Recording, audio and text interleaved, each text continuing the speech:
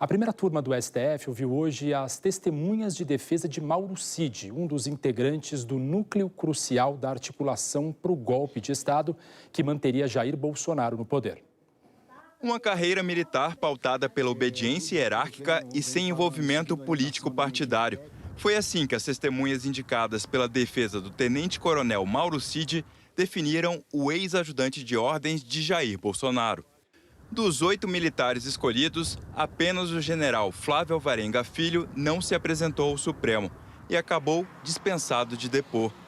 A defesa prévia de Mauro Cid, que já havia sido enviada ao Supremo, diz que ele apenas cumpria ordens de Bolsonaro.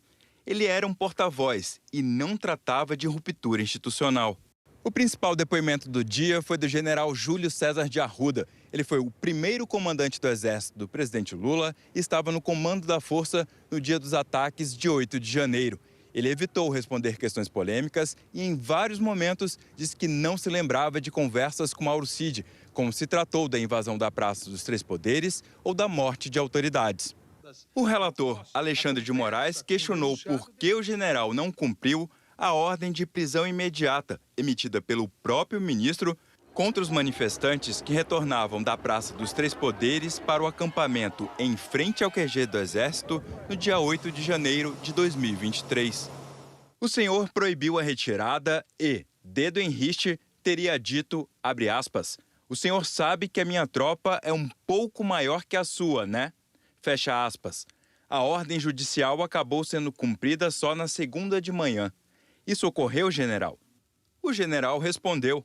Ali estava um clima de nervosismo. O senhor sabe disso. O senhor sabe bem disso. A minha função era acalmar. Eu então falei, isso aí tem que ser feito de maneira coordenada. Vamos fazer isso aí de forma coordenada. E foi feito de maneira coordenada. Como eu disse, de acordo com o ministro da Justiça na época, o ministro Flávio Dino, o ministro Rui Costa e o ministro José Múcio, eu e o coronel Dutra. Foi decidido ali o que fazer. Então a minha função ali foi acalmar, porque até então, e graças a Deus, não houve nenhuma morte. Outra testemunha, o capitão Rafael Monteiro, confirmou que recebeu áudios enviados por Mauro Cid depois da primeira prisão dele em maio de 2023. Cid fazia críticas às investigações. No depoimento, o capitão disse que, para o círculo mais íntimo, Mauro Cid tinha necessidade de falar coisas. Eu penso muito em refletidas e fruto de uma defesa, digamos, irracional de sua honra. O capitão afirmou que é amigo de Cid e que ele ficou triste ao implicar colegas na trama golpista. Nesta sexta-feira, os ministros da primeira turma do Supremo vão ouvir as testemunhas indicadas pelas defesas do ex-diretor da ABIN e deputado Alexandre Ramagem, dos ex-ministros Walter Braga Neto e Augusto Heleno e do ex-comandante da Marinha, Almir Garnier. As testemunhas do chamado núcleo crucial da trama golpista serão ouvidas até o dia 2 de junho. Júlia, a gente sabe que você mergulhou no 8 de janeiro e agora conta pra gente os bastidores dessa articulação entre os militares na tentativa de golpe. Vamos lá, Bruno, porque esse é um dos momentos mais importantes do que aconteceu naquele dia e é importante o depoimento de hoje do Arruda, porque ele confirma inclusive o que a gente tinha colocado no documentário 8/1, A Democracia Resiste.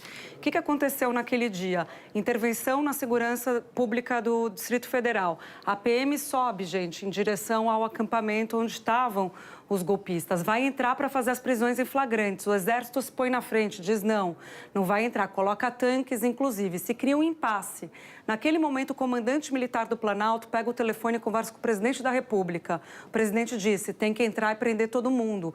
É prisão em flagrante. O comandante disse, se entrar agora, pode ter problema, pode ter gente que vai se machucar. Diziam que até poderia alguém morrer, enfim, que não dava para entrar na madrugada, naquela hora, daquele jeito. Lula manda os 3 ministros civis para lá, Dino, Rui Costa e Múcio. Eles chegam e vão negociar com o comandante do Exército. Arruda, entram numa sala, tinha muita gente ali no Comando Militar do Planalto, vão para uma sala separada, os 3 ministros civis, o comandante do Exército e o comandante militar do Planalto. Só os 5, a conversa foi muito dura e naquele momento eles decidem, vai ter que retirar. Quando que pode? Aí ele fala, durante a manhã é melhor, o comandante do Exército. Então tá, o que que precisa? Dos ônibus. Aí negociam a entrada dos ônibus depois de 1 hora de conversa e muito embate. E aí os ônibus, os ministros saem correndo atrás de ônibus para conseguir tirar aquela quantidade de pessoa. Uma imagem bem que ficou marcante, né, Júlia? As pessoas entrando, né, inclusive. Vários e vários ônibus. Exato. E aí, depois dessa negociação entre o poder civil e o poder militar, que é muito forte, que diz muito sobre o que aconteceu naquele dia, é que cada um se retira, cada um vai para o seu lado e fica decidido que no dia seguinte o acampamento seria desmontado com os ônibus que conseguiram, no meio da madrugada, uma centena de ônibus para tirar as pessoas de lá e levar para fazer o exame de corpo de delito, a prisão em flagrante. É isso. Muito interessante. O documentário segue lá no Globoplay. Tá lá. Vale a pena assistir. Bem lembrada. Vale propaganda boa. 8 do 1, gente. Obrigado, Julia. Obrigada, Boa Bruno. noite para você. Até.